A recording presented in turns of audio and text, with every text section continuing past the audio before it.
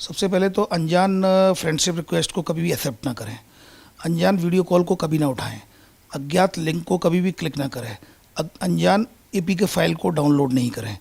और इसके अलावा लॉ एनफोर्समेंट एजेंसी बनकर फ़ोन करके अगर आपसे पैसे मांगते हैं तो ये आप बिल्कुल ना दें, क्योंकि लॉ एनफोर्समेंट एजेंसी ऐसा कभी नहीं करती है। वो या तो डिजिटल अरेस्ट का कॉल हो सकता है या फिर आपकी बच्चे के रेप केस में पकड़े जाने की या ड्रग केस में पकड़े जाने की बात कहकर और आपसे पैसे लेता है, बिल्कुल ना दें। नंबर 6, आपको जो परिचित बनकर कॉल करते हैं और कि मैं आपका रिश्तेदार बोल रहा हूँ और पैसे दीजिए, क्योंकि इस तरह के फ्रॉड काफ़ी बड़े हैं, तो कृपया करके फाइनेंशियल ट्रांजैक्शन बहुत सोच समझ के बिना वेरिफिकेशन के ना करें। नंबर 7 ये है कि आप स्टैंड लोन ऐप, जो स्टैंड लोन ऐप होते हैं, इनको आप डाउनलोड करने से पहले उसकी टर्म्स एंड कंडीशन को पढ़ें।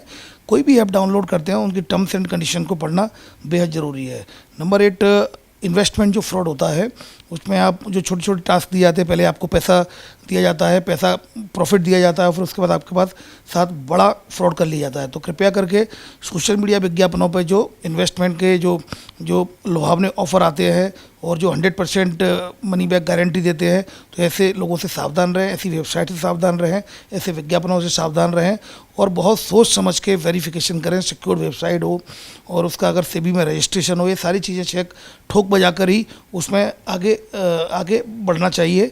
और इसके अलावा जो आपका जो सेल्फ़ी लेते हैं, जो फ़ोटो लेते हैं, उसको भी जब भी आप अपलोड करते हैं सोशल मीडिया प्लेटफॉर्म पर, उससे आपकी लोकेशन चली जाती है, तो हमेशा जीपीएस को ऑफ करके अपनी सेल्फी लेनी चाहिए, उसके बाद उसको अपलोड करना चाहिए। तो ये 10 बातें हैं जो मोटे तौर पर अपन कह सकते हैं कि इन बातों को अगर ध्यान रखेंगे और इन पर सावधानी रखेंगे तो फ्रॉड होने की संभावना कम रहेगी।